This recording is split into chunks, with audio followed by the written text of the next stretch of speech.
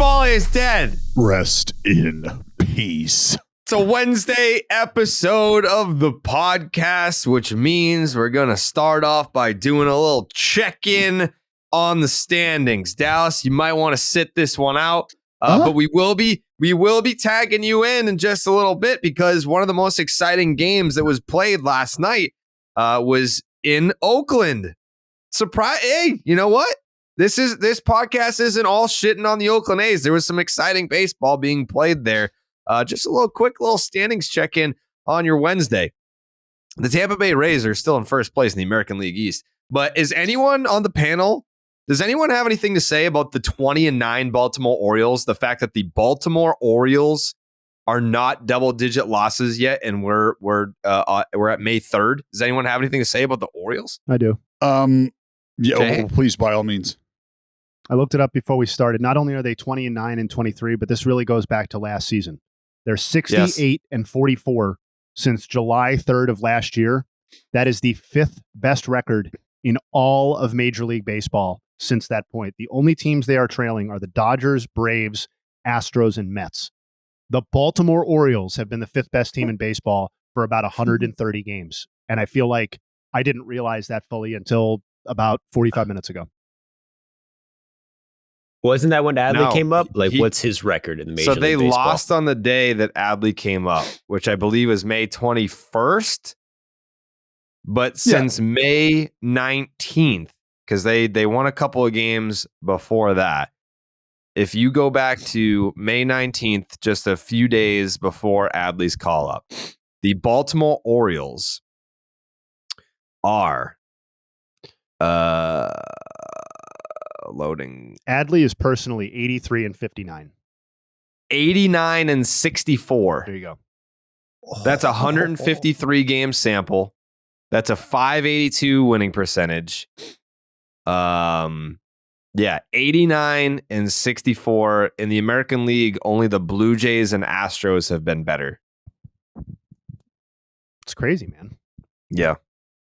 You've got the Braves and Dodgers sitting atop that sample with 104 wins each. You get the Astros, Mets, Jays, and then the Baltimore Orioles. 89 and 64. A half game back of the Blue Jays. So, it's not just a hot start. They've been doing it for almost a full 162 dating back to last year. The New York Yankees, as we mentioned in the last podcast, they are in dead last. They're alone in last place. They did win yesterday, though. Thank you, Garrett Cole, for doing that for them. The Minnesota Twins, first place in the Central, 3-game lead over the Cleveland Guardians. The Minnesota Twins are, in fact, the only team in the American League Central with a positive run differential. What a garbage division. Are the Orioles they're the only team aside from the Rays without double-digit losses, right? Correct. Yeah. Because the Pirates lost last night, and we're going to talk about that series as well. Pittsburgh Pirates were handed their 10th loss of the season at the hands of the Tampa Bay Rays in a very good game. That is a potential World Series preview between the Tampa Bay Rays. Just love hearing that. Don't care that it's May 3rd, 4th, whatever. Love hearing that. Tampa Bay Rays and the Pittsburgh Pirates in a potential World Series preview. That's right. The Texas Rangers still holding on to first place over the Houston Astros, who have turned a corner. I don't want to say that they've figured it out. They've turned a corner. They still have a losing record at home, the Astros, I mean. But the Texas Rangers have won 4 straight despite the Jacob deGrom injury that they were handed. The Los Angeles Angels of Anaheim, formerly of California, holding on strong with the same record as the Houston Astros right now. Both teams, the Astros and the Angels, are 16 and 14, 2.5 games back of the Texas Rangers. And then you have our Seattle Mariners. They've won 2 straight. They're kind of digging out of a hole as well. They're 13 and 16, 5 games back in first place. Then Joseph's Atlanta Braves finally caught the Pittsburgh Pirates for the best record in the National League. It has been a gauntlet to get to this point, but the Braves finally caught the Pittsburgh Pirates. Both teams are 20 and 10. Both teams lead their division. But the Atlanta Braves do have a bigger lead over their second place opponent. That would be the New York Mets, who are 3.5 games back. The Philadelphia Phillies, quite disappointing. They've lost 3 straight. Tough loss last night as well. They've lost 3 straight. The Miami Marlins, it is May 3rd, and the Miami Marlins not only have a winning record, they have a better record than the defending National League champion Philadelphia Phillies. But again, I just want to emphasize the point that the Pittsburgh Pirates have the same record as everyone's pick. Everyone's the National League favorite to not only win the pennant, but maybe even the World Series. The Pittsburgh Pirates have the same record as that team. That would be the Braves. The Milwaukee Brewers, who not a lot of people were super high on coming into the year. They do have the pitching talent, but a lot of the other pieces, they were like, oh, well, are they going to be able to hang on? Are they going to be able to be competitive this year? 18-11. 18-11. They're a game and a half back of the first place Pittsburgh Pirates. And then Jay Hayes' Chicago Cubs, led by the heart and soul of the Windy City, Eric Hosmer.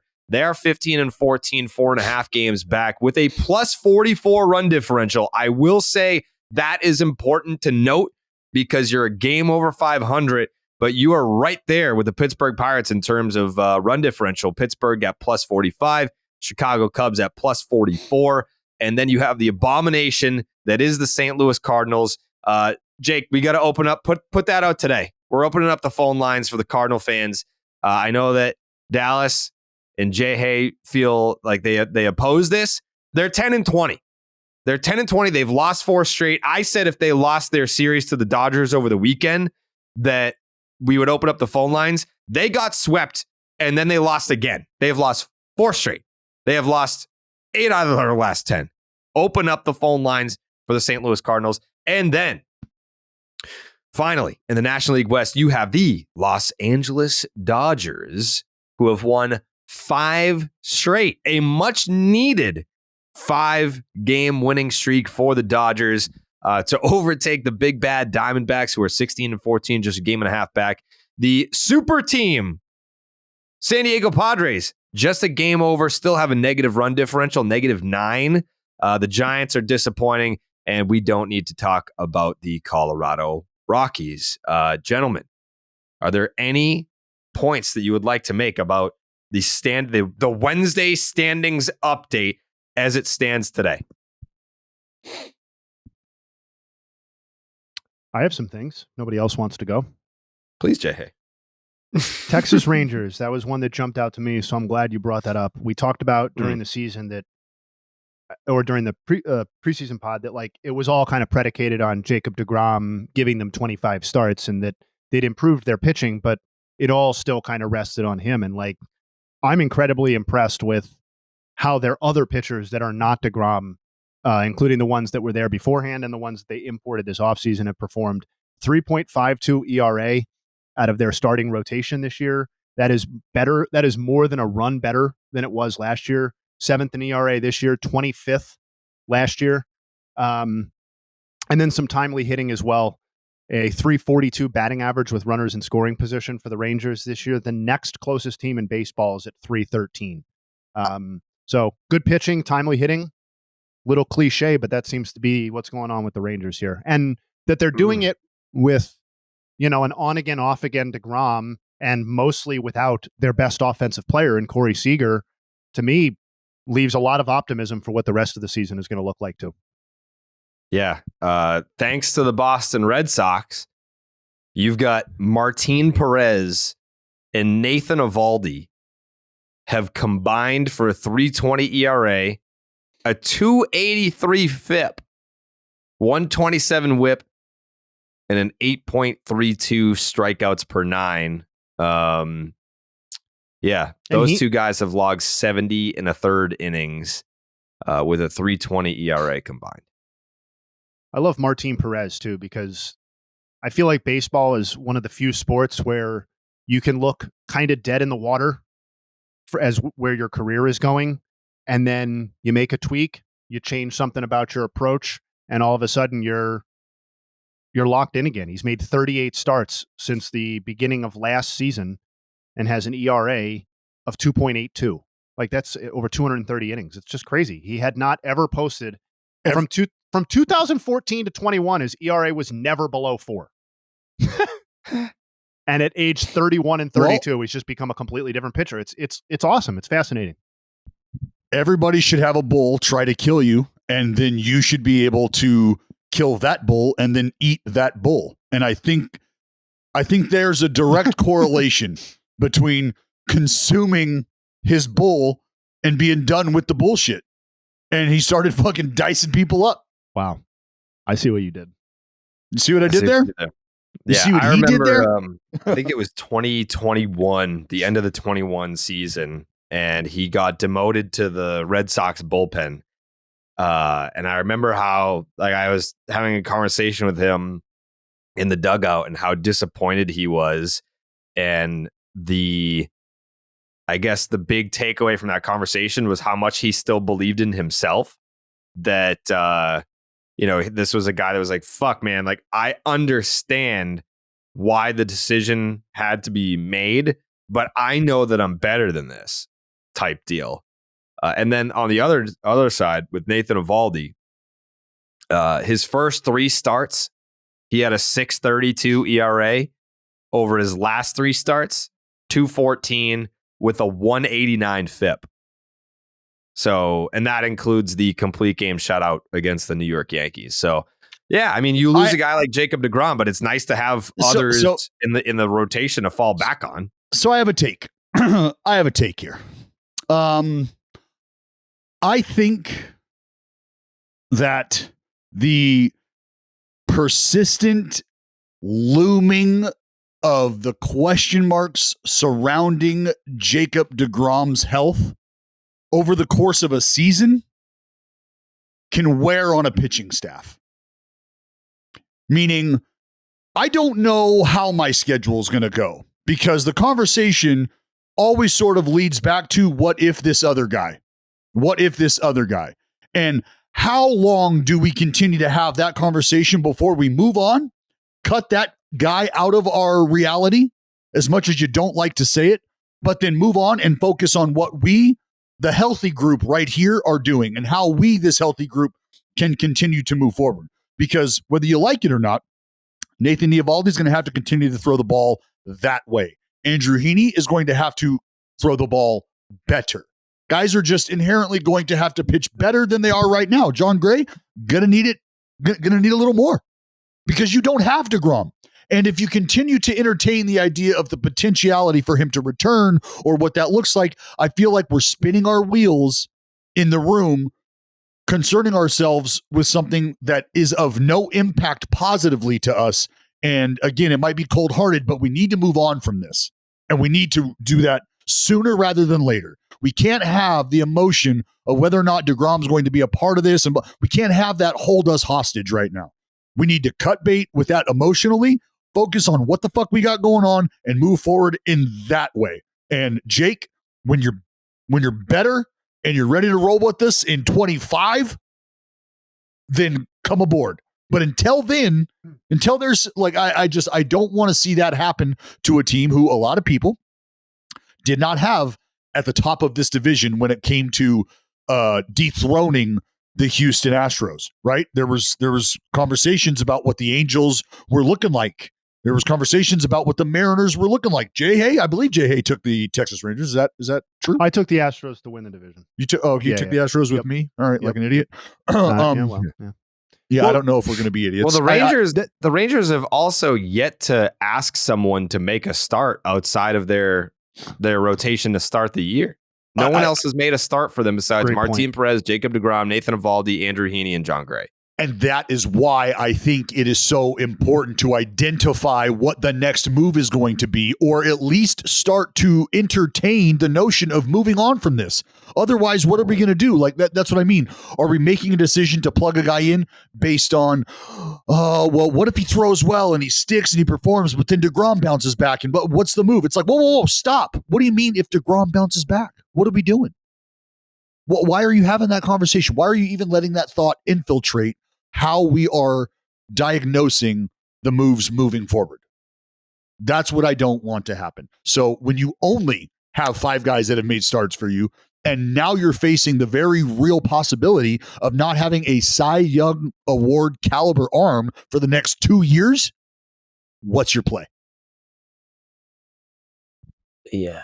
But don't you think that the Rangers are going to do anything possible to avoid Tommy John? Like with a guy like this who they need? Whether you want to avoid it, those are 2 very different things. What you want to avoid and what needs to happen are 2 very different things, which is why they're getting multiple opinions on this. And we all talked about how we would hate to have Jacob deGrom rest for 2.5 months, come back, and then figure out that, you know what? It's still a little barky. It's still a little flared up. What would we do after that? Well, I feel like the only other option would be to have it, surgically repaired. And it's like, okay, did we just go through the exercises right now? We just went through the motions for the sake of going through the motions, because there's 2 schools of thought, right? Let's rest it. We don't want to cut on it. Let's see what we got at the end of it. And then the other school of thought is we've got a pretty good idea what this looks like. We know what happens if we don't fix it. Why are we wasting our time not changing the tire when we need to change the tire? The tire is flat. The rim is fucking bent. We need a new wheel. Why are we just pumping it up with the bike tire and seeing how long it's going to last? That's not going to last. So those are the 2. So like, I had a question for you, Dallas. Like 2 years, I think it was 2021 or maybe been last year, where DeGrom went down with forearm tightness, didn't get Tommy John then. Do you think him not getting it then is what's like kind of fucking well? For now? So the idea is you can rest and recover to a certain extent. Whether or not you repair is really biologically, that's what biologically matters. Your ability to repair yourself, as opposed to just resting and recovering. What does that look like? So was DeGrom repairing himself, or was he resting and taking away the brunt from the injured site? And then once we pick it back up again, he reaches a threshold after X amount of usage where the wear and tear starts to rear its head again. So maybe there's a shelf life after a flare up for DeGrom. And this is something that guys constantly have to deal with if you are someone that has nagging injuries. Like I played with a guy named Brandon McCarthy who had like something weird with his scapula going on. Like it was a hyper fracture, like a just weird shit. And you couldn't do much about it. It's going to rear its head, and you got to throw through it, rest to a certain extent, let it calm down, and then get back on the horse. So there's obviously like a threshold for what the body can take. Like that's why this was 25 starts over 5 years, when you know that something like this could pop up potentially every year. Can I want to go back to the positive end of this. I am, despite everything that Dallas said and all of it I'm buying into as it relates to Jacob deGrom, I am more optimistic about the Rangers' ability to win this division now than I was at the beginning of the season. Like I think this rotation actually can compete with the Astros. Like if Christian Javier is not going to have, and it's still early, so whatever, but if he's not going to have the Cy Young caliber breakout that a lot of us on this podcast anticipated, and we have the news that Luis Garcia left his start. Luis Garcia. Yesterday, the day before. I've lost track. But his elbow soreness, I believe is what it was. Mm-hmm. So 1 for 1, take Garcia and deGrom and check those 2 dudes off, right? Right. And I get Garcia's not deGrom, and that's a bigger loss for the Rangers. But like you start to see that maybe and then the Jose Abreu stuff that we've talked about offensively for the Astros, and maybe they aren't exactly as potent as they have been in seasons past. And I don't know. I'm still optimistic on what the Rangers can do, even if deGrom gives them nothing over the remainder of this season. That obviously limits what they can probably do in the postseason if they don't have that Jacob deGrom type person. But that's way down the line too. I want to, like, because I understand and I respect I respect what they have done up until this point, but I am going to need guys. We're just saying goodbye to Jacob deGrom here. Okay, and remember, he has won every single start that he made for the Texas Rangers, or the team has won every single. Do we know that? What do you mean? We don't know that for sure with deGrom. What don't we know with deGrom? We don't know that he's done for the year. No, but we're speaking in a hypothetical situation where that is the case. Then what is the move? That's what my whole conversation has been about right now. Is if deGrom is not here, then that's why I mentioned Heaney has to step up. John Gray has to step up. And that's why Joey said that he feels the Rangers will go out and do something. And that's where Jay comes in and starts talking about the Astros and what they have lost and that they're closer than they ever have been, really. But the Rangers are probably in a position to win the division more so than they have ever been. Yeah. Who would be the guy, though, to step in? I mean, we know that he's going to miss time. Like, I don't think it's going to be 15 days and he's back, but who would be that guy? Because it's still so fresh that they haven't even need to fill his spot in the rotation yet. His turn hasn't come up yet. Yeah, I know. Well, it'll be Dane Dunning for now, who's a guy that they have who has made starts for them in the past. When he came in, he was supposed to be a dude. Yeah, and I don't want to get too far ahead of ourselves, but I also think I think Joey's correct that I don't know if he meant the trade market, but I think they will be aggressive there as well as the season moves along, because you can start to see some teams that have some players that may be worth acquiring to a team like the Rangers already put themselves in position where they're probably going to be the sellers. Like, we're not going to do a whole other White Sox thing, but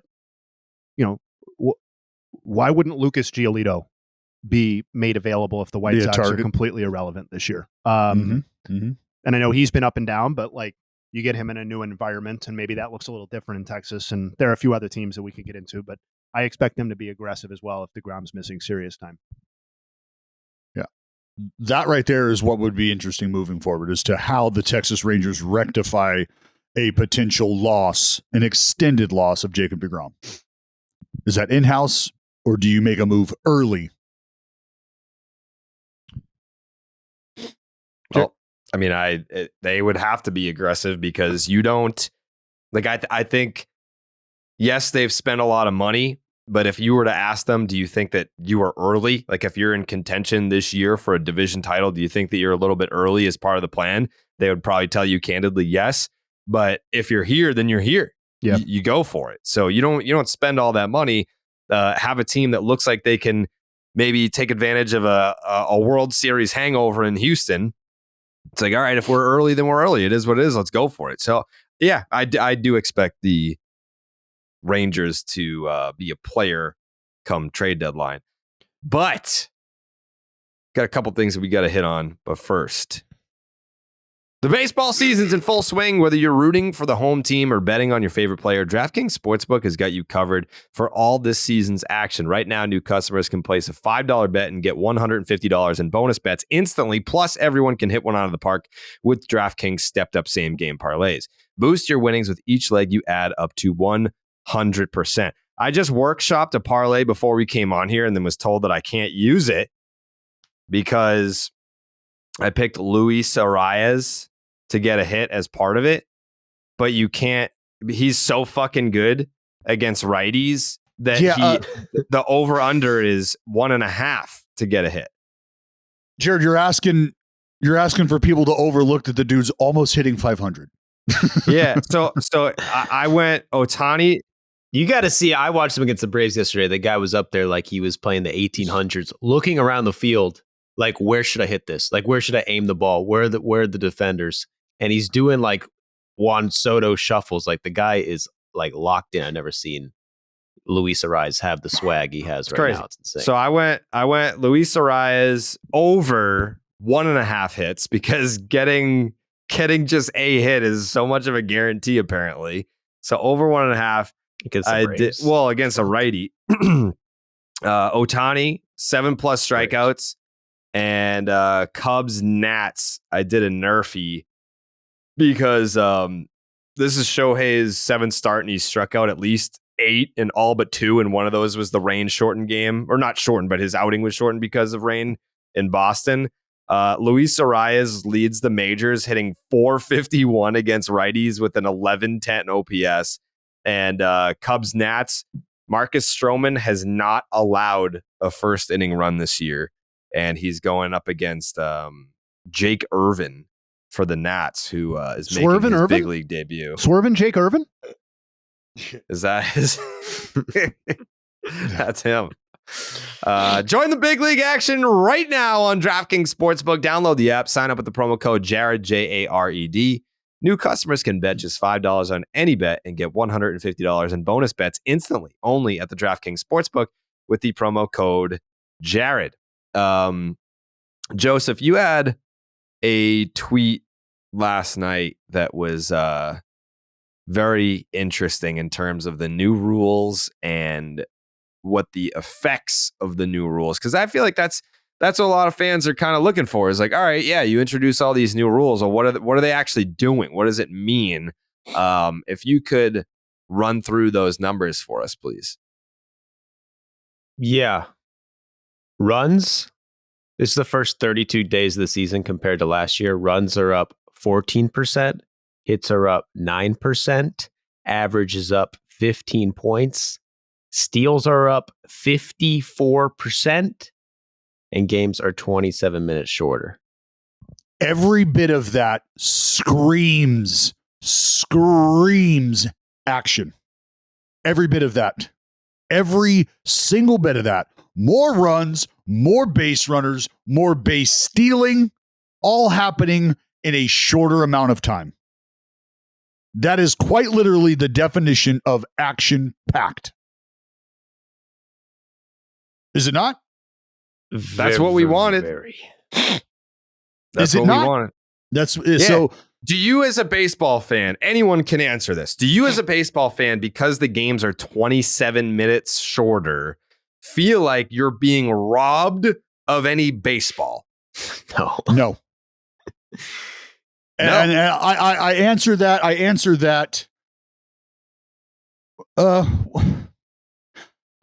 don't want to say this condescendingly, because there is a difference between the way I watch baseball and somebody in a bar who watches 12 games a year watches baseball. All right. So base level, what you thought the game was, what the game is now, I can't imagine what you think you're missing. I can't imagine what you think. I'll tell you what, Dallas, is not happening. I used to have time to go in there. Nobody cares. Nobody gives a shit. Nobody cares. Get some chicken fingers. Pizza. Then I would get ice cream. And then for every slow processor like you, there's a rapid processor out there going, I want shit fucking right now. Right now. Like, I'm not talking about the game. I'm talking about if you go to the game, you don't feel like you're there very long. But I'm not complaining. Like, the average fan is not going to as many games as I'm going to. So their experience is, yeah, I can sit down, I can watch my baseball team, and I don't have to make the choice of, do I watch the game or do I watch a movie? Do I read a couple chapters of my book? Now you can do both. What do you mean now you can do both?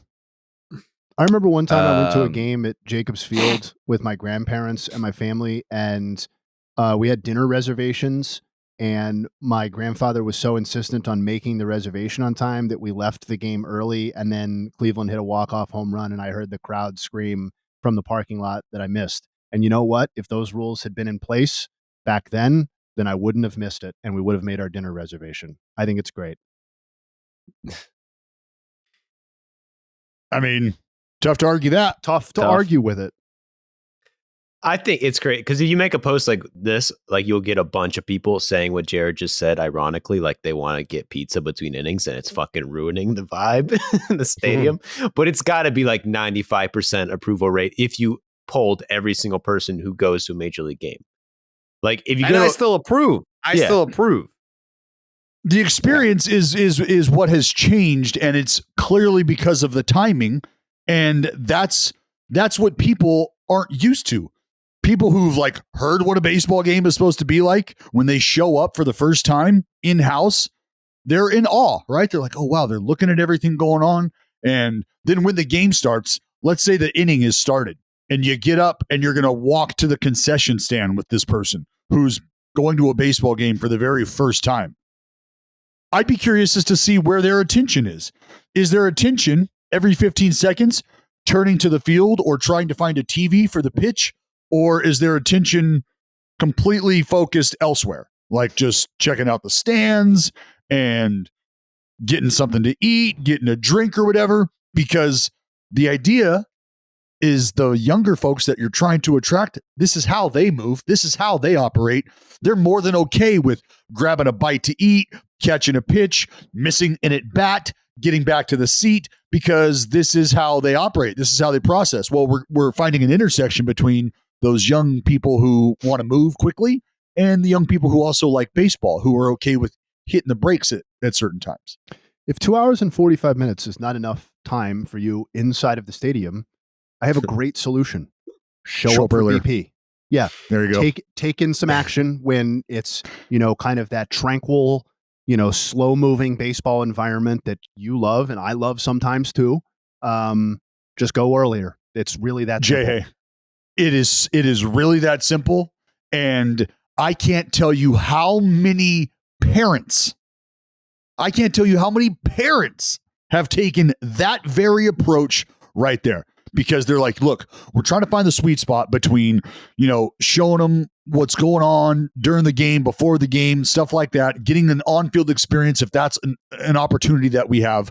We want to do that, but we don't have 4.5 hours, maybe 5 hours sometimes to spend going to the ballpark, then watching the game and getting home. So now what they do is they carve out little sections of time where they're going to be doing these things. We'll get there early. We'll watch BP. And if we're going to do that, then we don't have to stay for the whole game. But now we can, because the game's about 2.5 hours long or so. So really, we're looking at about a 3.5 hour trip for the family, as opposed to 5.5 plus. That makes a difference for parents. It makes a massive difference for parents. It's better for everybody. Even the geezers, bro. Like, they're not staying up past like 10:30, 11. Like, this is good for them too. Everyone likes this shit, except for 5,000 people who comment on every time you post about the pitch clock.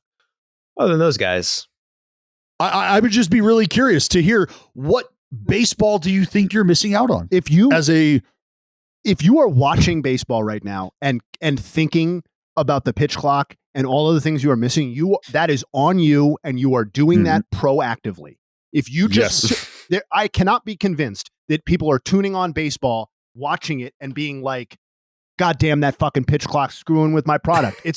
You have to go in with an agenda to not like what you're viewing in order for that to be recognized. I never, ever think about it anymore. I never think about it. And there is no way, there is just no way that people are watching games today and then asking themselves, you know what, that was cool, but I wonder what would happen if this game was just stretched out like an hour longer. Yeah. I feel like I'm watching. You just watched a 2 hour and 18-minute game. Okay. Well, you want to know what another hour of that looks like? That's what you're missing. That's your argument. Is I want that to happen. Why? It's like watching a 2.5 hour movie, but then being like, can you just include the 45 minutes of deleted scenes? Like, I would. Can you just put all that shit in there that you took out that you don't actually need? It's like signing up for Hulu and being like, you know what? I prefer the version with all the commercials in between my shows. Like this TV show is moving too fast for me. Like it would feel so. You know what would be great is if we did a throwback week and we Major League Baseball rolled back all the rules, like in the middle of this season or something like that, and we're like, here's no pitch clock baseball. I would be like, yo, this shit sucks. This is so boring. I like to watch baseball casually a lot, like while I'm doing other stuff. Like, that's why day baseball is the best. You throw it on in the background while you're working or whatever, and you catch whatever percentage of the game you catch. And my favorite type of games to view in that setting are basically Mark Burley performances, right? Where it's like, I get the ball, I'm throwing it, we're moving, ball's in play, ground ball, blah, blah, blah. And like, nobody's ever Mark Burley, but more often than not, I'm feeling like I'm getting that type of viewing experience this year, where we're just keeping it moving, and I'm not looking over at the screen. It's like, holy fuck, nobody's thrown a pitch. What are we doing? You know what that game looks like. And if you speak to anybody around baseball, Mark Burley is the gold standard for how we would like a game to go. It is often used to describe how well a guy or how fluidly a guy works. Was it Burley-esque? What do you got? Like, I'd love a Burley game. You know what that game looks like. Someone says that, you can see the game play out.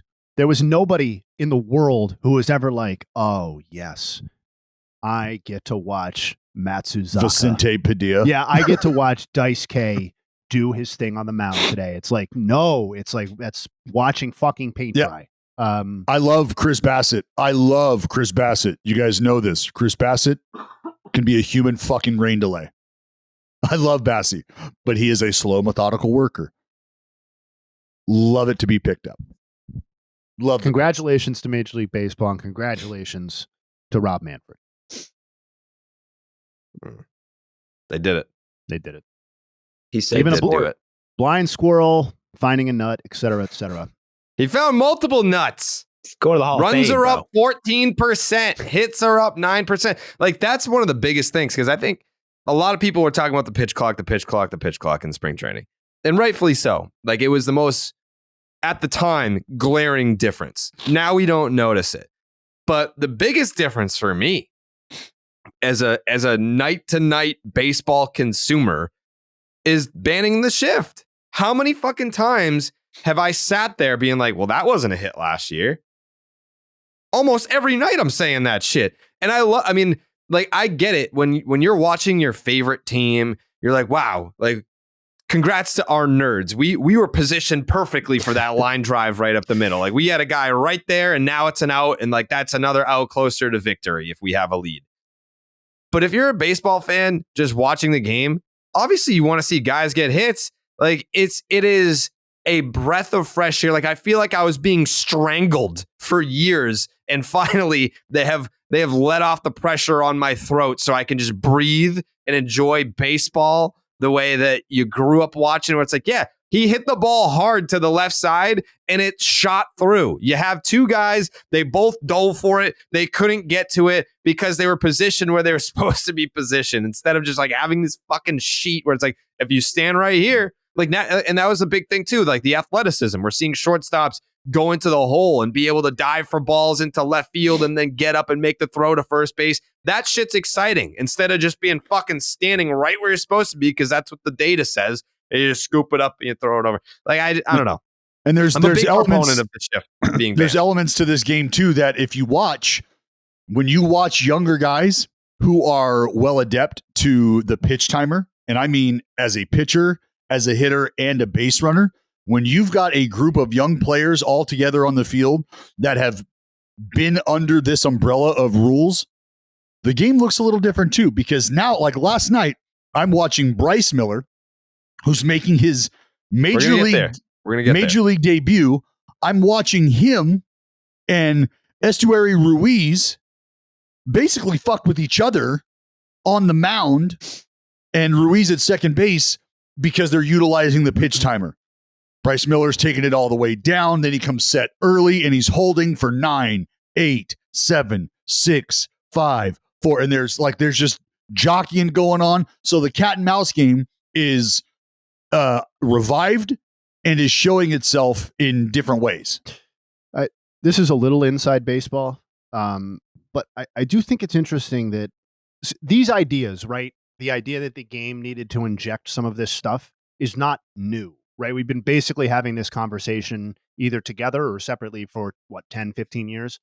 I do think it's interesting that it seems to have taken Theo Epstein becoming part of the commissioner's inner circle for this to have broken through with the commissioner and his inner circle. And I am interested down the line to get the after the fact kind of rundown of how these rules, kind of the inside game of how they were implemented and the role that Theo Epstein played, because it seems to me that we didn't really hear about this stuff getting momentum in the minors and then up through the majors until Theo became involved and had the commissioner's ear, basically. So just kind of a aside. So it's almost like adding a newer and younger vibration and outlook to a what could be considered old and archaic process has paid dividends. Yeah. And is that how I'm? And people were telling him that before Theo. It just took somebody with Theo's kind of reputation and kind of status in the game, I think, to get some momentum behind it. And ultimately, it's a great thing. I'll push back on that a little bit, because Manfred has been the guy, number one pitch clock guy since he got in. Like, he's wanted visual changes forever. Like, he tried to speed this shit up way back when he started, like 2000. What year was that when Big Papi refused to do it? Like no one was stepping out of boxes and shit. 15. Oh yeah, they were fining guys for stepping out of the box. Yeah, and everyone Poppy just was like, just fucking right. So I'll just write a check. But even before that, there was an effort being made, though, Joey. There was an effort being made even before that. That's why I always go back to my experience in the minor leagues, punching out 2 guys on 4 pitches, because the effort was being made then. And if you go deep into pace of play, like you go real deep, this shit goes back to like the 1800s. They were saying games were too long when they were like an hour and 10 minutes. I'm not bullshitting. Doesn't that lend itself to Theo's impact then? If we've been having this conversation for fucking 120 years and this stuff really only happened in the 5 years since he's joined the commissioner's office. I agree that he probably had a lot to do with it, but I don't think he convinced Manfred of it. I think other people were like, no, fuck Rob Manfred. We're not listening to this guy. Maybe. And then Theo said it. They're like, well, maybe it makes sense now. I think Manfred was always down to change the rules since day one. Theo's not as punchable. So yeah. But like the whole thing with like Rob Manfred is when he first came in, he did have a ton of ideas to change the game. And immediately the reaction was, this fucking guy hates baseball. Like, why is the commissioner of baseball a guy who hates the game? And then he makes some of the most drastic changes in the history of the sport to the game. And everyone's like, this is fucking awesome, man. Like, these are the changes that we've been waiting for. Why did it fucking take so long? What's that show where they swap? Like, I think it's called fucking wife swap, where like a mother/wife will go and live with another family for like 2 weeks, right? And she's taken all of her fucking chores, how she runs the house. She's taken that with her and implementing that in a new place. And so everybody that's in that house that she showed up to, they're like, hold on, what the fuck? What do you mean shoes off at the front door? I'm not doing the dishes. We have a dishwasher. My little sister will be the one loading that. I'm not doing fucking anything. Right? So the pushback is going to be like, whoa, what? Bedtime, chores, vegetables, get the fuck out of here. You're not making all these wholesale changes, lady. Are you crazy? And then if the other lady shows up, she's like, so I'm not big on the breakfast thing. Whatever you guys can find, fucking get after it. On the way home, if you could stop and get me a pizza, that'd be great. And ask your uncle if he could, cigarettes and a bottle of whiskey, please, on the way home. Just, I'll write a note if you have to. Those are completely different approaches. I also think, like, to the idea that Manfred's had some ideas, some of which were good. I don't know that there is a person in modern sports history who would benefit more from not speaking publicly and just doing things than Rob Manfred. These ideas, we're all on board, right? We love what's happened to the game. And every single time that man gets in front of a microphone publicly, he says something that enrages the baseball public. Or it's like so condescendingly like ridiculous that you're like, well, did he know he was being recorded? Like, what is happening? Yeah, that's how the next meeting, or that's how his next speech goes. He's like, obviously the numbers are in, and we knew that our fans were too stupid and slow and lazy to consume the game as it was. So we had to do. He's like, by stupid and lazy, I just meant that they're not like us. They're not as good as baseball fans as us. Let me be very clear. I do not hate baseball. I hate you. I hate all of you.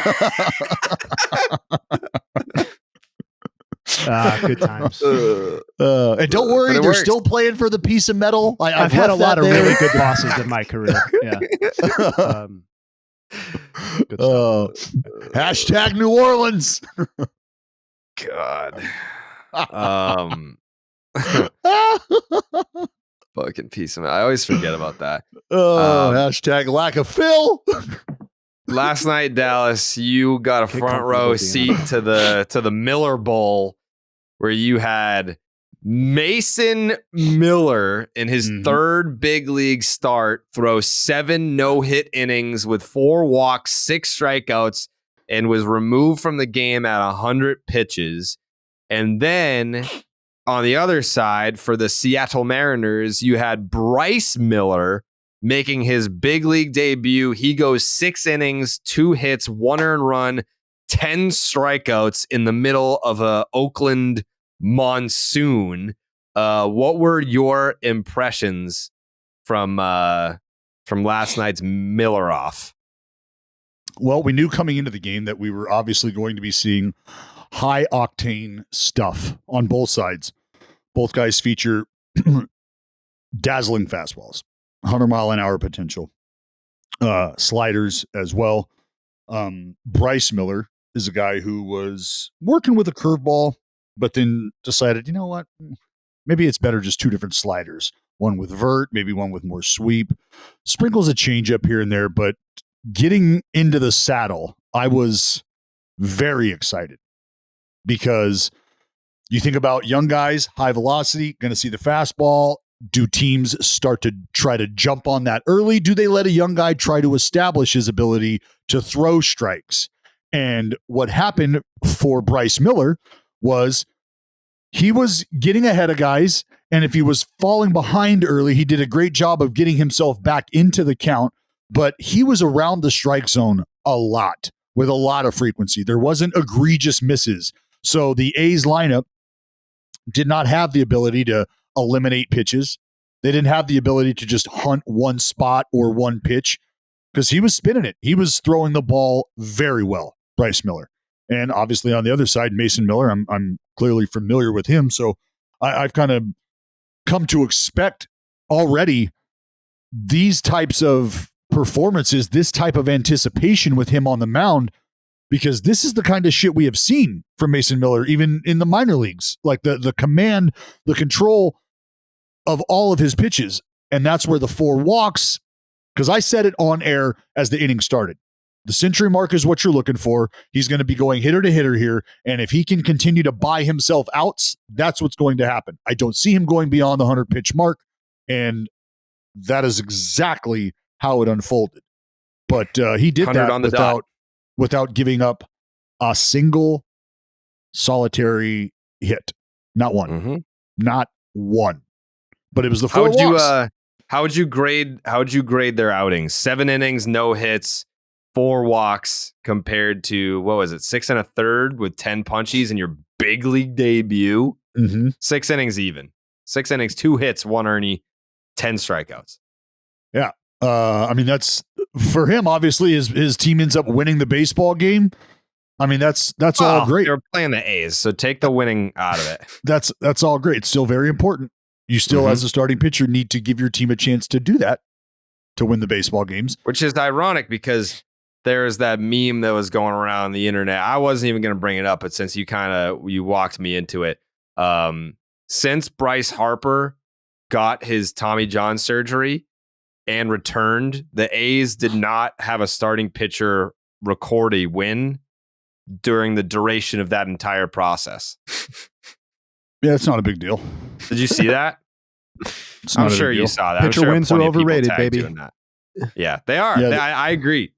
But the pitcher win got killed a while ago. You'd like to get one every now and then, right? Yeah. You'd like to at least get one during the duration of someone's Tommy John surgery recovery process. Like that. What are you going to do? Like you know what? This should let you guys know exactly how hard baseball is. I'm not telling you anything you don't know, but let me just remind you. A starting pitcher can go out there and for 7 innings give up 0 hits. And his team can still lose the baseball game. He can actually still not factor into the decision. Believe that or not. That's how baseball works. Yeah. I mean, until Rob Manfred changes it again. Am I right? Goddamn. Oh, holler! It's because you idiot fans don't know what's up. Sorry, you fucking morons. Idiot fans. I mean that was a term of endearment. You fucking idiots. Speaking of Bryce Harper, he returned last night. Did he though? Quick little 0 for 4 with 3 strikeouts, but he was going up against not just the lefty, but one of the best lefties. So you have to give him a little bit of a leeway here. Going up against where would you rank Urias? Probably in terms of lefties in the National League. Oh, very high. Yeah. Top 3. Yeah. So I'm not sweating. Bryce Harper's back though. That's big. That's big for the Phils. The Phils fucking need. They don't just because we talked about this last episode. About they don't need a whole tournament though. They need him to produce. Yeah. Well, I think that they need the spark. I know you don't like when a guy's ready. and you're fighting for, the Phillies are fighting for their playoff lives already in some senses. Like when a guy's ready, you play him, especially when he's your best player. Kind of brutal though, to have your return in a really fast Tommy John recovery be against one of the nastiest lefties in your league. Like, but who do you think's come on, Jay? Hey, who is motivating that though? I mean, Bryce Harper is Bryce behind. wants to get back. I get it. I get it. It's just he don't give a fuck. No, and because he could easily say, it's a left-hander. I haven't seen live ABs, blah, blah, blah. And he's saying, a two-time MVP. I don't care. Yeah. I get it. That's the mentality that makes you one of the greatest players in the game, is you're not going to see Julio Urias on the sheet and be like, I'll wait till the next day. But just incidentally, it's like, wow, that's a tough way to return. Yeah, well, I mean, it is. But I still, and I think there's more and more folks that are paying this enough respect to look at from an adjustment perspective, where we would love our guy to be game ready, but is it worth us sending him out like time wise on a 10-day blah, blah, blah. And when we can, we feel like after 2 days, we feel like maybe after 6 at bats here at the big league level, he'll be fine. Yeah. That's fair. And it's Bryce Harper. Do we need him in Reading? He didn't have like a rehab assignment? No. He's just like, I'm Bryce Harper. Like, I can do this. Tommy John, 3 months ahead of schedule on that one. Go ahead and check that. Coming back, no rehab. Check that. Left on left. Check that. We're going to do all of that right now. Yeah. That's, and he's saying, how many guys can do that? How many guys in the league right now could go? I mean, you're not getting a ton of position player, but let's just say some sort of major surgery. Position player, major surgery, come back in the lineup the day, like months ahead of schedule without any rehab assignment. One of your favorite players, one of your favorite outfielders, Aaron Hicks. Yeah, I love Aaron Hicks. Yeah, he did do that. But he didn't have a rehab assignment? No rehab assignment. This whole thing's been the rehab assignment.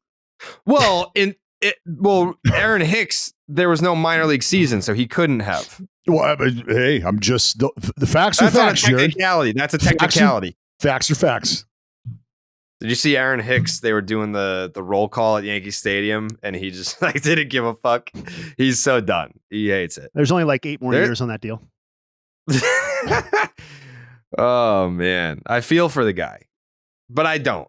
Yeah, I don't care. Because I don't care either. I don't know if we've said this on the podcast before, but when Dallas and I were doing the Spikes Up tour, Aaron Hicks was the only player that was like, I'm not going on the bus for an interview.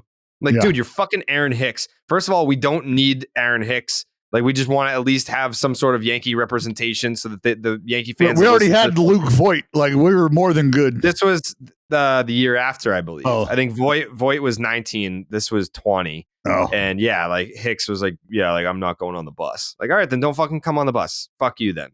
We'll interview Clark Schmidt. It'll be way more interesting. Fucking Aaron Hicks. Aaron Hicks is listening to this podcast being like, I did not anticipate catching I just love that Jared, no more. I never forgive anyone that slights us. No, I don't. I don't know why you would. I don't even remember half the shit that Jared is like, no, fuck that. This motherfucker, 3 days right before the 27th. I knew it. It was a solstice. Jake said it was a waxy cresty. I will never fucking forget. And I'm like, I don't even, who is that person? There's a reason. I don't even know this. There's a reason Bob Tewksbury's never been back on the pod. Bob Tewksbury is on the list. Talk about fucking Aaron Hicks, Carlos Correa. Who's the fucking slapdick you guys got, Joe? The fucking slapdick reliever with the fucking asshole wife. Yeah, Colin McHugh. Oh my god. The list. Yeah. Yeah. The guy's wife. Dude, she was the worst one. It was her fault. She's never coming on the pod either. No, Mrs. McHugh. I have only had positive interactions with players' wives. And Jared is ready to fucking roll. Dude, you know that story. The day he signed with the Red Sox, she just started like talking shit on Twitter, and I didn't even respond. I didn't even respond. I was like, hey, I'm going to stay out of this one. Yeah. See, there's the difference between you and I. I stand down. I'm the bigger man. You stand down. I try to de-escalate the situation. I have no doubt that that's- Mrs. McHugh is feeling the impact of not receiving the BID bump. Yeah. Yeah, I stand down. I'm not on the attack on that one. And you know that. He's having a great season. So shout out to Colin McHugh. I fuck with you. I don't know about Jared, but I fuck with you, bro. What's he doing this year? Be careful, Joey loves his wife. You know the next step. Yeah. All right. Well, he's on my watch That's list. true love to stand by someone like that has such a shitty personality. Like what's he doing this year?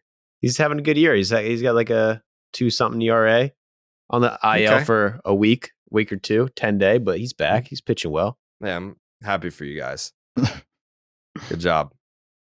See who's the Angels catcher that Dustin It's Garneau. Garneau? Yeah. Yeah. See, I didn't know we have beef with Dustin Garneau too.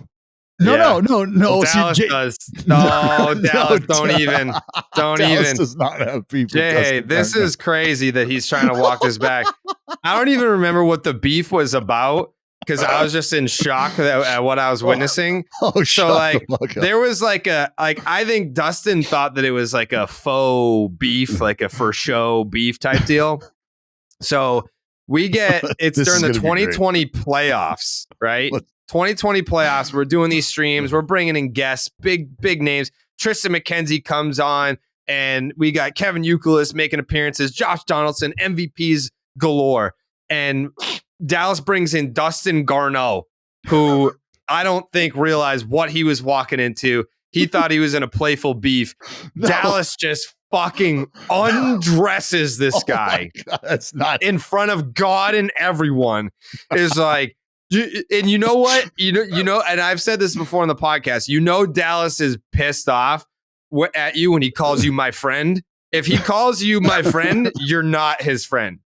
And he's just like, my friend, and all right, my friend, and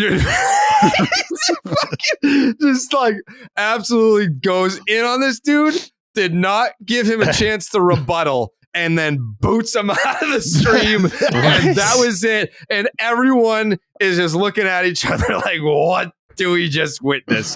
What just took place on this live stream while we're watching fucking A's White Sox or whatever it was? That couldn't be any farther from the fucking truth. Jay, look at me. That's what happened. That is what happened. I believe you. So, I mean, good luck fucking finding it because we were doing these streams like during the playoffs in 2020 because that was a 12-hour stream. Yes, like the playoffs were so expanded that we were streaming for 9 to 12 hours a day.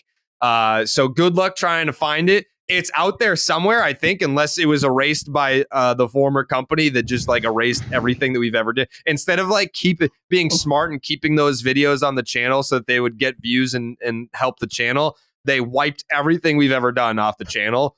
Actually, so I don't know if you'll ever be able to see that again.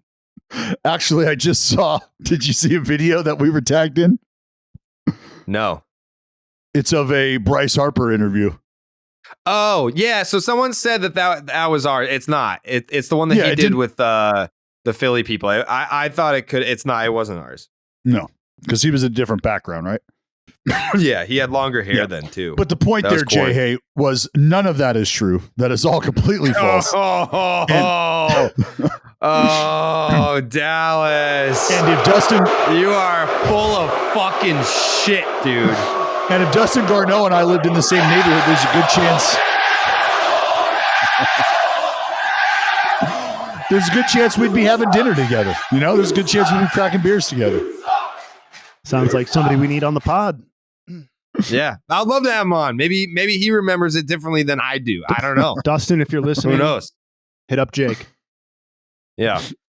Jay, hey, you had some thoughts on the Marlins you wanted to hit? Yeah, I did. I mean, they made the trade in the offseason. Pablo Lopez for Arias, who we talked about, is just fucking as hot as a batter can get, with the idea of taking from their wealth and giving to their offense, which was weak.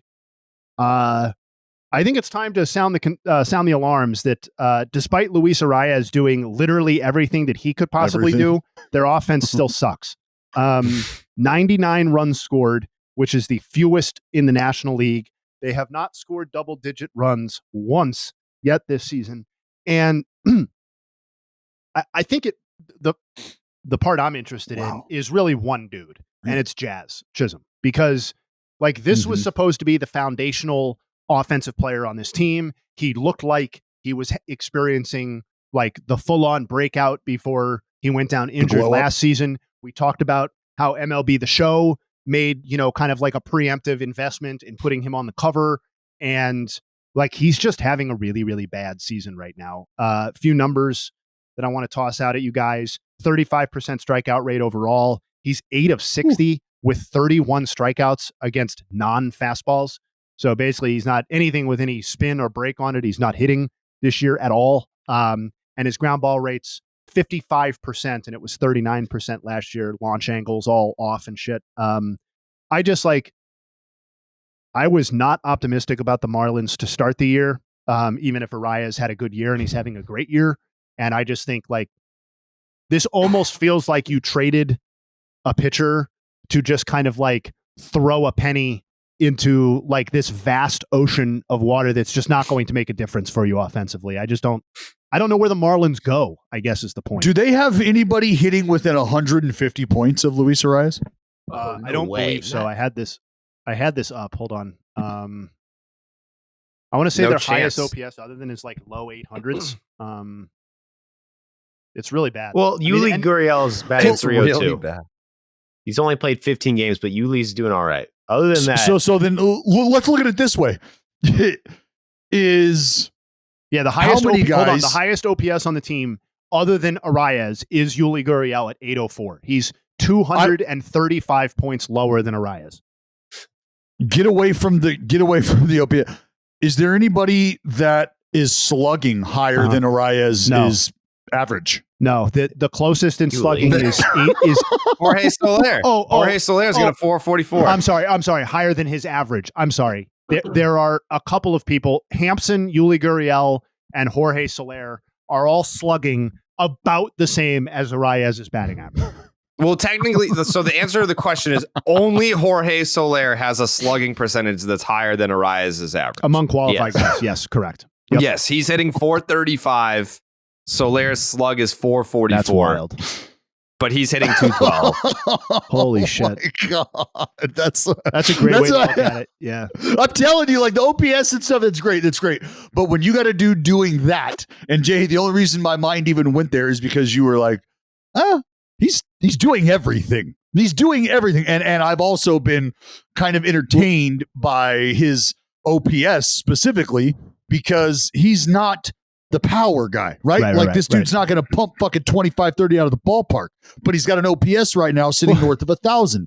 So not only is the average, that's playing, he's put the bat on the ball. He's hitting a few doubles, but he's probably got like fucking 5 or 6, I would assume. Yeah, he's got 5 doubles. Yeah. There you go. So nobody else though. Like, and here's the other thing too, is like, if other than Jazz, who on this team is supposed to be good? Or who on this team can we look at their slow start and be like, it's going to get better? I would venture to say there is not a single person where that's the case. No. Yuli Gurriel is old and already playing at what I would expect to be the very height of his capabilities at this point. Garrett Hampson is not good. Garrett Cooper is not good. John Birdie, Jesus Sanchez, Brian De La Cruz, Avisail Garcia, Gene Segura, Jacob Stallings. These are all bad offensive players for the most part, and they're all playing that way. So I just like, unless Jazz is going to be a down ballot MVP candidate, I don't understand how this offense is really any better than it was last year. And if it's not better than it was last year, then this team's dead in the water. I mean, let's be honest. They were dead in the water before the season started. Yeah. But like you said, how bad has this been? And even Alcantara having a bad season so far, and they still have a winning record, which doesn't make any fucking sense. But that is kind of crazy to think that they have a winning record with everything we just said. In the hardest division, maybe the AL East, but one of the hardest divisions. Fucking close, dude. What are you talking about? Jay, fucking mute Joey for that. Imagine That is an outrageous statement to make. Okay, well, I just said The maybe New York the LEs Yankees are in last place. Joey, I like you. Do you want to take that back? Do you want to take that back? I literally tried to take it back when I said it. You guys are being pricks about it. I'm not taking it back. You guys are being We're so crazy fucking good. You all play each other, you beat each other, whatever. Listen, ALD sucks ass. And the Braves are better than all the teams, and so are the Mets, and so are the Phillies. That's the difference. And at least the Phillies are the Phillies would be like 30 games out of first place in the AL East. Yeah, that's a really good one, man. They've had injuries. I know your Red Sox had injuries. I know you guys, you guys are pumped up, not in last, but at the end of the day, the Philadelphia Phillies would be 9.5 games out of first place in the AL dude, East. they don't play the same teams. Incredible East You don't Coast just bias. take someone's They record actually in this do division. this year. This year, they do play the same Let's compare teams. all their fucking schedules and then tell me if they've played the same teams. The Red Sox have had statistically the hardest schedule to start the season. The only reason that is because those teams had better records because those teams played easier teams. That's how it works, dude. You just indirectly said that the Rays are frauds. That's what you just said. Yeah, I've been saying that. Oh, yeah, but you jumped off your pick to pick the fucking Rays Because to they're win in the a division. division, man. This is what I'm saying. You're making the point for me at this point. It's just hilarious. Like, I don't know what the fuck we're talking about before this, but yes. You guys get high without me? Jesus Christ. Yeah, it's bullshit. Why wasn't I invited? All right, enough about those East Coast teams. Fucking lose. Yeah. Brandon fought on the mound today. Let's go. Madison Bumgarner's heir apparent. We called that on this podcast. Making his major league debut. Since the start of 22, he has 248 strikeouts in 192 and a third innings in the minors. So that's something to watch for today. Diamondbacks just got better. Yeah, they did. Zach Gallen got a friend. Yeah, maybe. Yeah, we gave Zach Gallen a tongue bath already, but he might be due for another one. Because baseball season's rolling. It's the best time of the year. And there are games all day, every day. And when I'm watching all the games and recording all these podcasts every week, it can be tough to get a handle on it all. But thanks to Xfinity 10G Network, I can stay on top of everything. With Xfinity 10G, you can power an entire house full of devices with ultra low lag, so you and everyone that you know can stream every single game at the same time and never miss a pitch. And if you're on the go, Xfinity has your back with millions of Wi-Fi hotspots. Introducing the next generation 10G network only from Xfinity. The future starts now. Learn more at xfinity.com/10G. I did have the Carlos Rodón update that we got yesterday. So just not feeling it. This was the Yankees prize offseason acquisition who has not pitched a game for them yet. Brian is it pronounced Hawk? I'm going to say Hawk. Brian Hoke. I know he's like their go-to Yankee beat reporter, so I don't want to get it wrong. Hoch. How would you say that? It's not Hoch. It's Hawk. It's Hawk. What is it? Hotch. Hotch. I think Why Hawk. don't we just nickname him? Why don't we just nickname him the Hawk? The Hawk, yeah. The Hawk. He's the Hawk. Carlos Rodon's recovery seems to have stalled. He is thrown from the mound, but still isn't feeling right. More medical opinions to come. Quote, he can't get over that final hump, Aaron Boone said. And then someone tweeted him and said, is it the back, forearm, or both that's bothering him? And Big Hawk said, back. No pain, just doesn't feel right. Dallas, do Yankee fans have a right to be frustrated when there's no pain? The vibes are just off.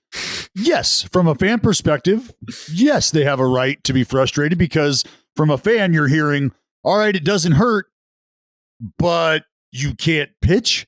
And so if it's left at just that, I can understand where the fans are coming from. Now, speaking from perspective, someone who has been in this very position, when you're not pitching in games and you're just working off the mound and you're not moving around and going through baseball game activity and baseball game rest and things, the body reacts just a little differently. And so sometimes if you're not doing all of these things, fielding your position, blah, blah, blah, then you're not recruiting all of the muscles that you typically would going about your business normally. So while he might feel great structurally, and there are no more compromisations in that regard, how things around the injured site feel and how they rebound could still be different, because maybe he's asking those muscles and those areas to do a little more while he's trying to get back to where he was than he would typically if everything was fine. So now those muscles and those body parts are needing just a little bit more time to recover because they've been asked to do just a bit more as the body's trying to repair itself. And that's a long-winded explanation to try to get fans to understand when you're saying, I'm close, I'm right there, all the shit that was preventing me from even getting on the mound before, that's all taken care of. That's all good to go. But I'm just not feeling like I could go out and repeat effectively to where there isn't pain, to where maybe I'm not changing my mechanics at a certain point in time. Because you don't want to go out there ready to throw 100 pitches, and then after pitch 55, you have to start making an adjustment physically because you're feeling something. That's when real injuries can start to occur and nasty shit can happen. So it's frustrating for fans to hear that the guy that they just went and locked in, spent a bunch of money on, that is supposed to be 1-2 with Garrett Cole AL pitcher of the month, and you're not getting anything. So yeah, I can understand the fans' frustration 100%.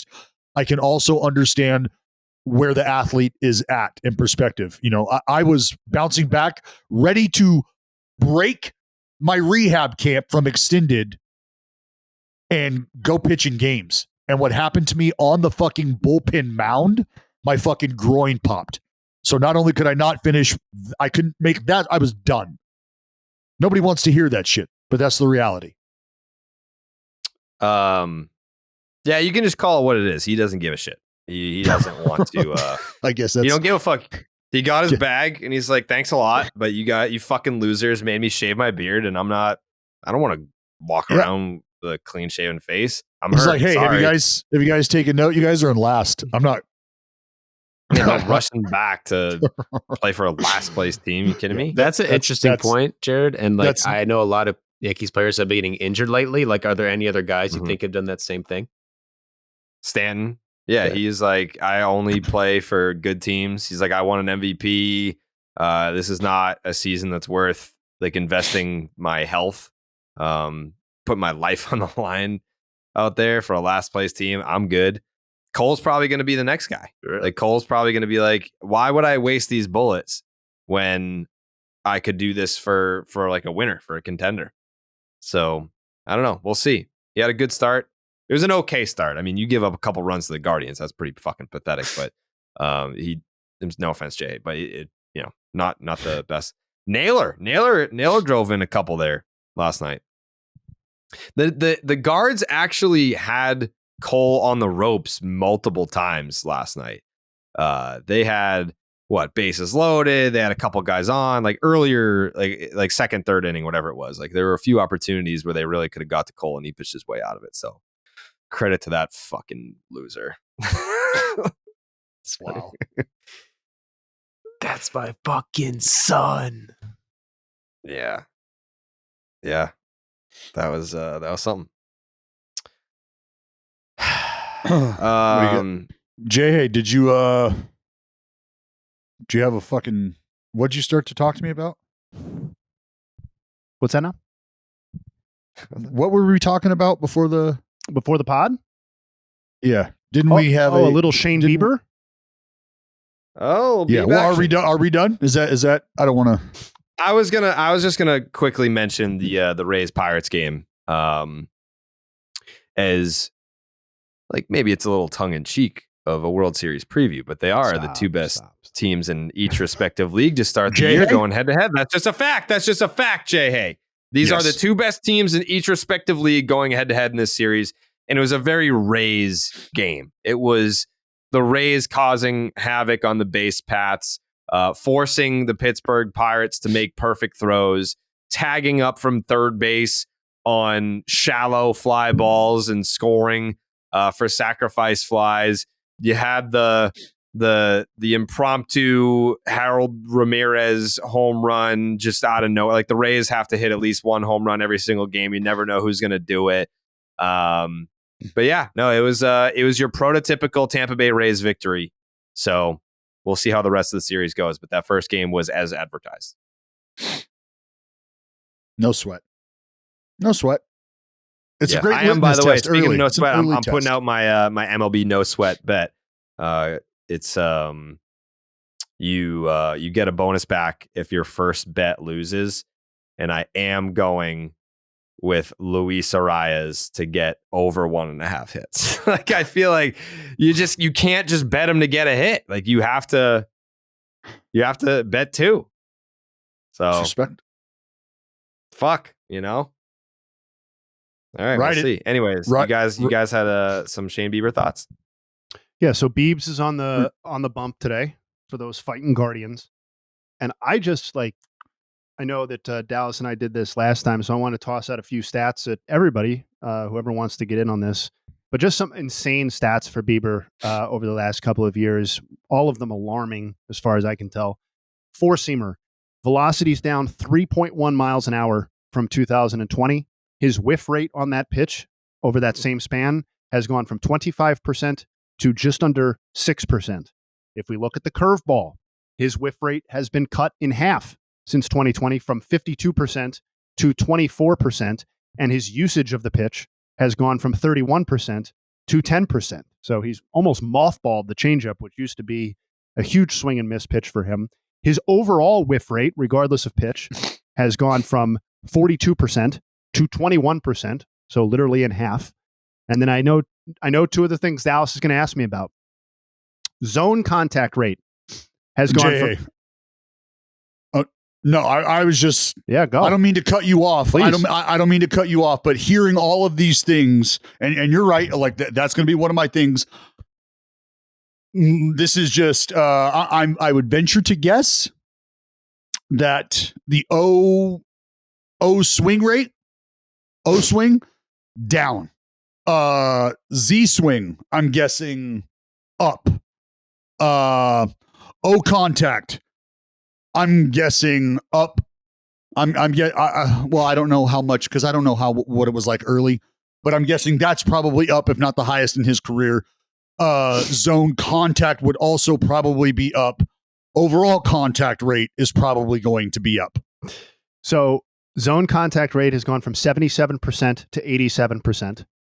His chase contact rate, which to me is even more problematic given the way that Shane Bieber pitches. Yeah. And this is O contact outside of zone contact. Yep. For folks. 35% in 2020 to 54% this season. There it is. God damn it. I love being a fucking savant. Yes. Yes.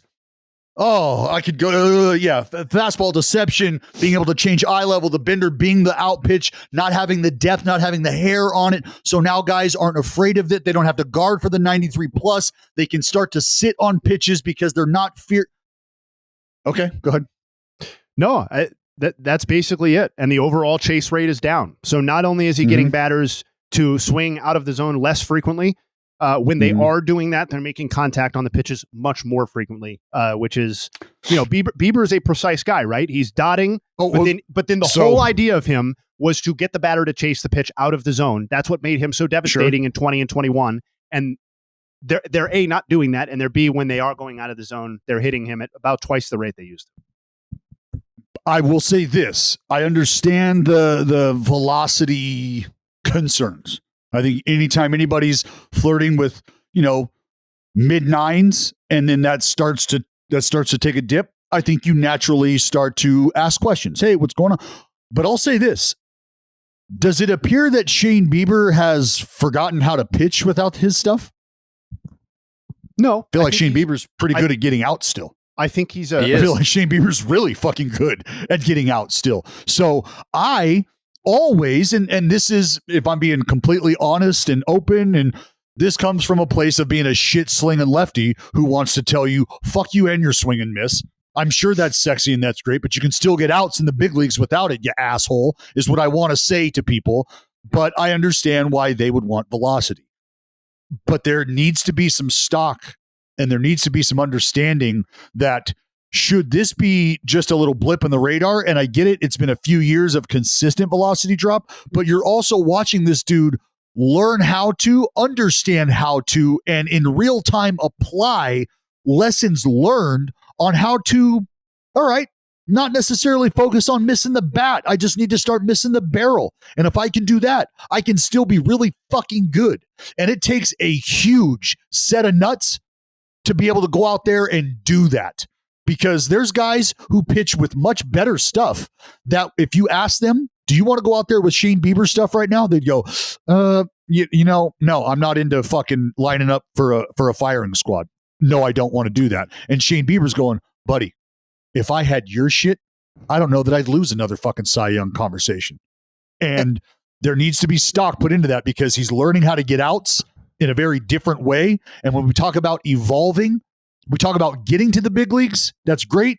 We all want to stay in the big leagues, and making these adjustments are how you fucking stay in the big leagues. And I have an enormous amount of respect for not only that process, but how Bieber is executing it and the fact that he is still a good pitcher. My concern from the Guardians fan perspective of me is that this was a guy who didn't have a lot of postseason success when he was a dominant starting pitcher.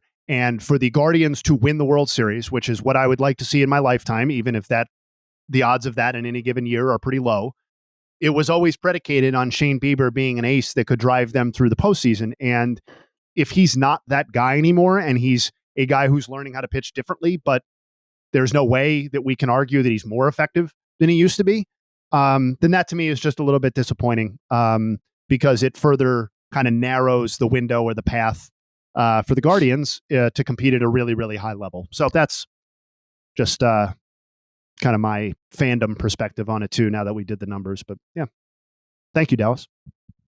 You're welcome. You're welcome. That's what my baseball genius is here for. All right. Joseph, any final thoughts? I remember my final thought from last episode, which I forgot. Okay. Because I was watching a clip from Sunday Night Baseball and they were fucking interviewing these guys while they're playing. And it's like, dude, I like all the new rule changes, all the new stuff, new kid stuff.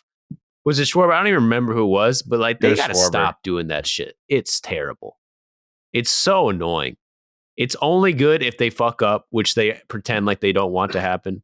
Or like, that's the whole thing. We're going to interview these guys. Like, God forbid one of them makes an error. It's like, that's the only time that would be interesting.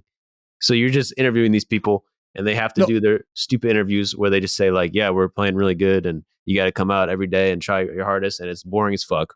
And it's what they're waiting for. Insulting because they're trying to play and it makes baseball look easy as shit to anyone. It's like, what is this? What are we watching a sport where they're interviewing while they're playing? It's embarrassing. No, they're waiting for. That's actually a good point. No, they're waiting for an Alex Verdugo tracking a ball down in the gap. And the entire time off the bat, he's like, oh shit, guys. Oh, you fucking see that? You fucking see? They're waiting for that, like the equivalent of catching a guy blowing a bubble, going into a slide and making the play. They're waiting for the audio video combination version of that. Because that hasn't happened, right?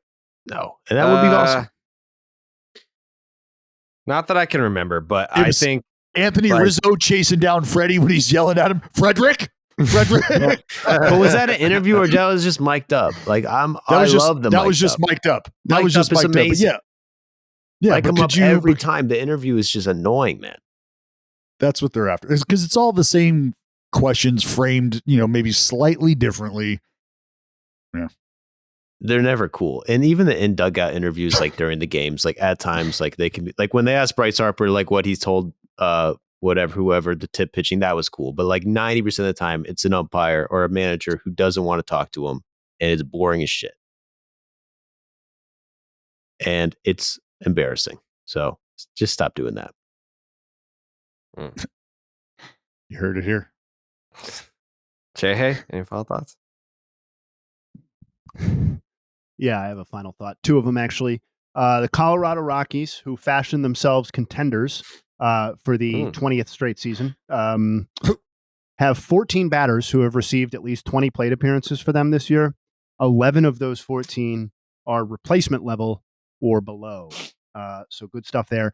And then I was on Baseball Reference during the pod, and one of those pop-up videos came up, and it was Ben Verlander asking Adley Rutschman if he can break Cal Ripken Jr.'s consecutive games played mark. So good question.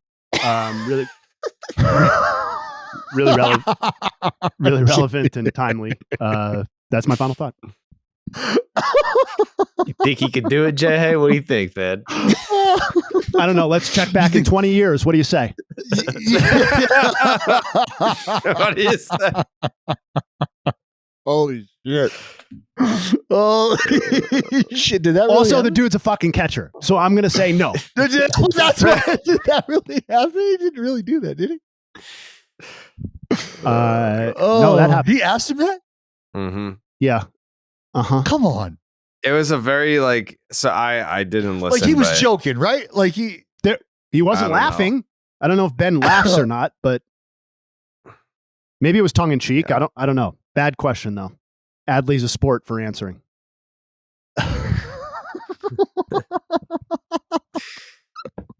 Yeah.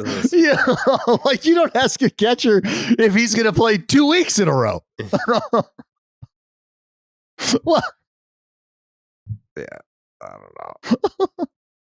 There are other parts of the interview. I don't know why I find that so funny. One of my buddies is an Orioles fan, and he listened to it, and he had multiple points where he was like, "What the fuck are you talking about?" I don't know. Yeah, he's not good at The baseball catcher. talk. The catcher. One of the questions. There's never been a catcher who's played like 100 straight games. Like Now that Molina's gone, like that'll never happen again. And what a question. Yeah. Mm. Well, Jake's takes. I'm thinking of taking a page out of Carlos Rodon's book and just not editing the podcast today, even though it's my full-time job. So if that doesn't go out, just know the vibes are off. Yeah. So not having a good vibe today. Jake, can you got a nice hue behind you? Can you give me some weather? Can you give me a positive vibe? Because I'm getting pissed on out here in California. Not happy about that right now. I need some sunshine in my life. Yeah, unfortunately, it's raining today, too. We got occasional rain tapering to a few showers late. High of 53, and we got a waxing gibbous tonight. Ooh, waxy Gibby? All right. I think that's got offense written all over it in Oakland. That's the loose translation for the waxy Gibby is swinging A's. Is that your final thought? You're going to talk about the A's again? No, I'm good. Okay. I've said enough. My final thought is I fucking hate when people post on social media that they're in the hospital because all you want is attention and sympathy. If it was really something bad, then you wouldn't be able to take a picture and post it to social media. So please stop doing that if you're listening. True. Hey, I took a picture. I took nuts. a picture from the hospital. Yeah, but it was probably your wife giving birth. Like you were probably fine. Yeah, that picture was extremely graphic. That I'm okay with. If you got to, everyone has that one person that's always in the hospital, always posting about it. Like, stop. You're fine. You're fine. Yeah, for the folks listening, you can go back and scroll. It was my wife's placenta. You're welcome. Oh! The doctor's like, you want to take a picture with this? I was like, yeah, I got the kid forever. I love this. Oh, God. You ever see the Power Rangers movie? I haven't seen the Power Rangers movie, and I haven't seen the Power Rangers movie is not a new one, is it? No, it came out in like the 90s. Yeah, I've seen that one. Oh, yeah. Ivan Ooze. Oh, yeah. That just looks like placenta. I bet it was placenta inspired. I have not thought about it. But I'm hearing great things. I'm hearing great things about the Mario Brothers movie. I haven't seen it. I do want to see the Evil Dead movie. I just saw the new Scream the other night. It was good. I think if one of us shows up to the Mario Brothers movie alone, we get arrested. Yeah, I thought it was going to be more adult catered, but it's not. It's definitely for children. Yeah. I'm not going to see it. I'm in. It's not my speed. Yes. Come on. What are you talking about? What, you gotta eat chicken fingers and have ice cream at baseball games? Oh, you don't like children cater things? What did you have last night for dinner, Columbus? You probably had a bunch of chicken fingers. Would they bring out a chocolate milk for you? Huh? What are you, Dustin Garneau? What are you, a little bitch pussy? Get the fuck. That's enough. All right, we'll see you tomorrow. Meow.